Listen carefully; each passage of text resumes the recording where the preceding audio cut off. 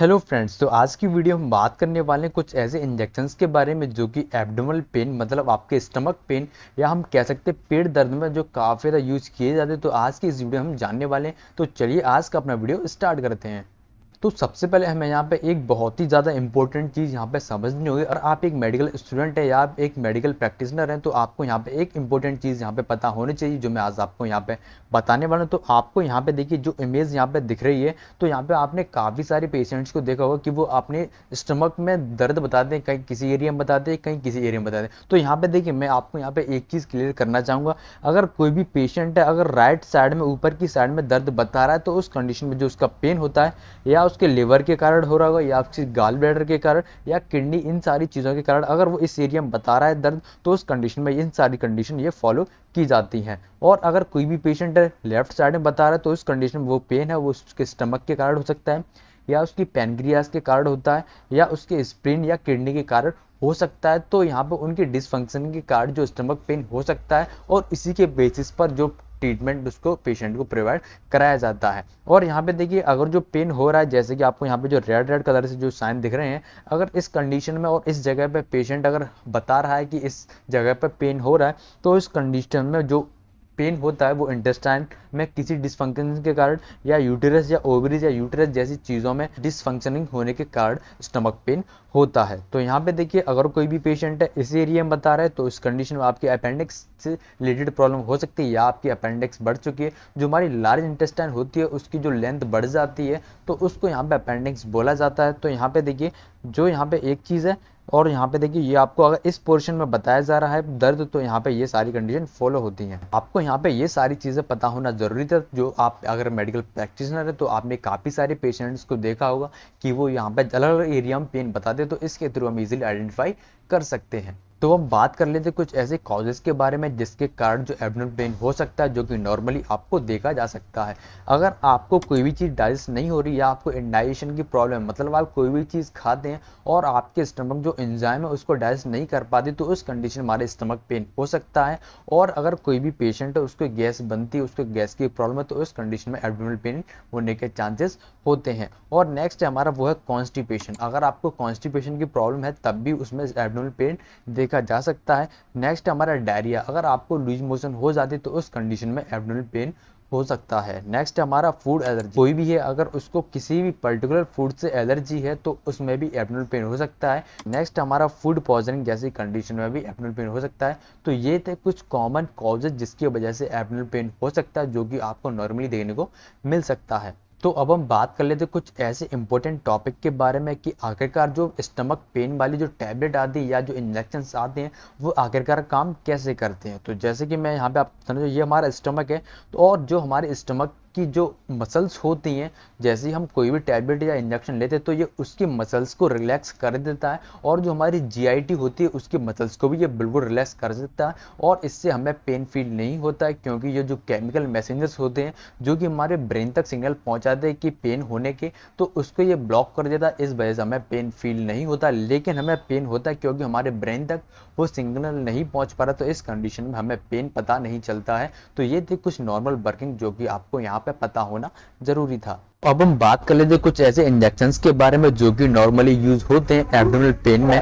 तो जो कि सबसे ज्यादा कॉमन इंजेक्शन है वो हमारा डाइक्लोफेनेक इंजेक्शन जो कि सबसे ज्यादा यूज किया जाता है। तो यहाँ पे अगर आपको नॉर्मली पेन हो रहा है या आपको थोड़ा सा भी दर्द हो रहा है तो उस कंडीशन में आप डाइक्लोफेनेक इंजेक्शन दे सकते हैं। ये पूरा एम्पुल आता है, ये 1 ml में भी आता है, ये 2 ml में, तो जरूरत के अकॉर्डिंग पेशेंट को दिया जाता है। और यहाँ पे ये पूरा एडल्ट के लिए इंजेक्शन आता है। तो ये इंजेक्शन अगर आपके स्टमक में पेन हो रहा है या आपकी बॉडी में पेन हो रहा है या आपके जॉइंट में पेन हो रहा है तो उस कंडीशन में ये काफी यूज किया जाता है। और ये बहुत ही ज्यादा कॉमन इंजेक्शन जो कि नॉर्मली डॉक्टर यूज करते ही हैं। नेक्स्ट इंजेक्शन है वो हमारा डाइसाइक्लोमाइन इंजेक्शन जो कि मेफ्टार एस्पास के नाम से काफी ज्यादा फेमस और काफी ज्यादा यूज भी किया जाता है। अगर आपके स्टमक में पेन हो रहा है, अगर वो पेन आपके डाइक्लोफेनेक साल्ट से कंट्रोल नहीं हो रहा है, तो उस कंडीशन में डाइसाइक्लोमाइन साल्ट काफी ज्यादा कारगर होता है और ये काफी सारे डॉक्टर यूज भी करते हैं। अगर आपके स्टमक में पेन हो रहा है या आपको ब्लॉटिंग जैसी कंडीशन है तो उसमें भी ये काफी ज्यादा यूज किया जाता है। ब्लॉटिंग एक ऐसी कंडीशन होती है, अगर आपका पेट फूलने जैसी समस्या होती है तो उस कंडीशन में ये इंजेक्शन भी काफी ज्यादा यूज किया जाता है। तो ये थे इसके कॉमन यूज जो कि नॉर्मली इसमें यूज किया जाता है।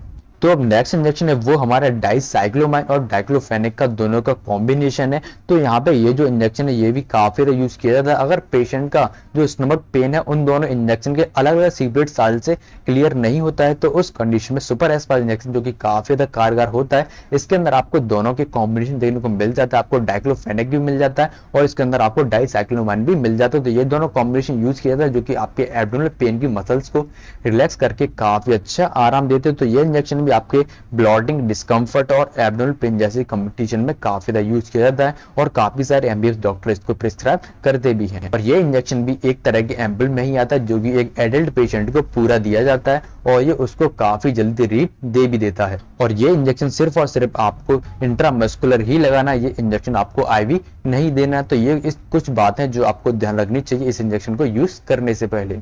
तो अब नेक्स्ट इंजेक्शन है वो हमारा ड्रोटावेरिन इंजेक्शन, जो कि अगर आपका स्टमक पेन उन सारी जो मैंने आपको ऊपर इंजेक्शन बताए उनसे कंट्रोल नहीं होता है, तो ये इंजेक्शन भी सबसे ज्यादा यूज किया जाने वाला इंजेक्शन है जो कि इमरजेंसी कंडीशन में भी काफी ज्यादा यूज किया जाता है, जो कि आपके एब्डोमिनल पेन में काफी ज्यादा यूज होता है। और जो कि फीमेल्स होते हैं उनको मेंस्ट्रुअल पेन में जो पेन होता है तो उस कंडीशन में इसका काफी ज्यादा यूज किया जाता है। अगर आपके स्टमक में पेन हो रहा है, अगर आपकी किडनी में स्टोन है तो उसकी वजह से अगर आपके पेन हो रहा है तो उस कंडीशन में इस इंजेक्शन का काफी ज्यादा यूज किया जाता है, क्योंकि जो इस ड्रोटावेरिन साल्ट है जो मैंने आपको ऊपर इंजेक्शन दिखाया था उनसे काफी ज्यादा कारगर है और काफी ज्यादा यूज भी किया जाता है। और ये हॉस्पिटल्स में सबसे ज्यादा यूज किया जाने वाला इंजेक्शन है जो कि इमरजेंसी कंडीशन में काफी ज्यादा यूज किया जाता है। तो अब नेक्स्ट इंजेक्शन है वो हमारा हायोसिन के नाम से, जो कि बस्कोगास्ट के नाम से काफी ज्यादा फेमस है। और अगर आपका पेन जो भी मैंने आपको ऊपर इंजेक्शन दिखाए हैं उनसे कंट्रोल नहीं होता तो सबसे लास्ट ऑप्शन होता है वो होता है हमारा यही इंजेक्शन। ये इंजेक्शन किसी ना किसी कंडीशन में आपका एब्डोमिनल पेन कंट्रोल कर ही देता है, क्योंकि ये काफी ज्यादा हैवी इंजेक्शन होता है जो कि इमरजेंसी कंडीशन में सबसे ज्यादा यूज किया जाता है। अगर आपका ड्रोटावेरिन साल्ट से कंट्रोल नहीं हो रहा है तो उस कंडीशन में डॉक्टर हायोसिन साल्ट का काफी ज्यादा यूज करते हैं और ये काफी ज्यादा यूजफुल इंजेक्शन भी है जो कि इमरजेंसी कंडीशन में सबसे ज्यादा यूज किया जाता है। जो कि आपके एक्यूट पेन है या आपको सीवियर पेन है तो उस कंडीशन में इस इंजेक्शन का काफी ज्यादा यूज किया जाता है। और ये इंजेक्शन भी आपकी ब्लोटिंग मतलब अगर पेट फूलना जैसी कंडीशन हो रही है या आपकी कॉन्स्टिपेशन की प्रॉब्लम है तो उसमें भी इस इंजेक्शन का काफी ज्यादा यूज किया जाता है। और ये इंजेक्शन काफी ज्यादा कारगर भी है और ये इंजेक्शन हमेशा इमरजेंसी कंडीशन में यूज किया जाता है। अगर आपका जो स्टमक पेन है अगर उन सारे इंजेक्शन से कंट्रोल नहीं हो रहा तो उसी कंडीशन में इस इंजेक्शन का यूज किया जाता है। लेकिन इस इंजेक्शन का साइड इफेक्ट ये है कि आपको ये स्लीपी सी फील कराएगा, आपको नींद जैसी कंडीशन लगेगी। तो ये इंजेक्शन भी काफी ज्यादा यूजफुल इंजेक्शन है जो कि काफी ज्यादा यूज भी किया जाता है।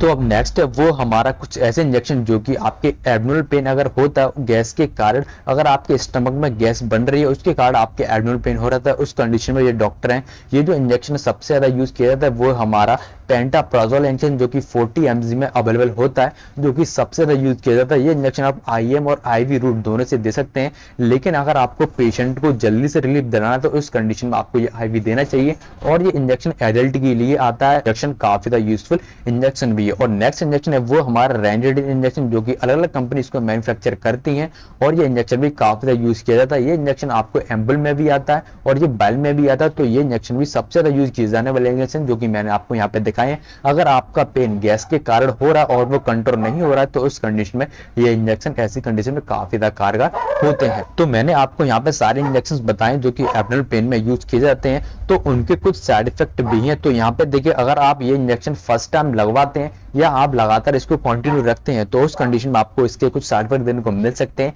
जैसे आपको नौसिया जैसी कंडीशन हो सकती है, आपको वॉमिटिंग भी हो सकती है, आपको नर्वसनेस सी फील होगी, आपको डिजीनेस जैसी कंडीशन हो सकती है और आपको भूख कम लग सकती है। तो ये थे कुछ कॉमन साइड इफेक्ट जो कि नॉर्मली आपको देखने को मिल सकते हैं किसी भी पेशेंट में। तो उम्मीद करता हूँ आपको ये वीडियो इन्फॉर्मेशन काफी ज्यादा पसंद आई हुई, तो प्लीज वीडियो को लाइक कर दीजिए और ऐसी न्यू अपडेट के लिए चैनल को सब्सक्राइब जरूर कर लीजिए। और आप मुझे कमेंट करके बता सकते हैं कि मैं अगली वीडियो किस टॉपिक पर लाऊं ताकि आपको और नई जानकारी मिल सके।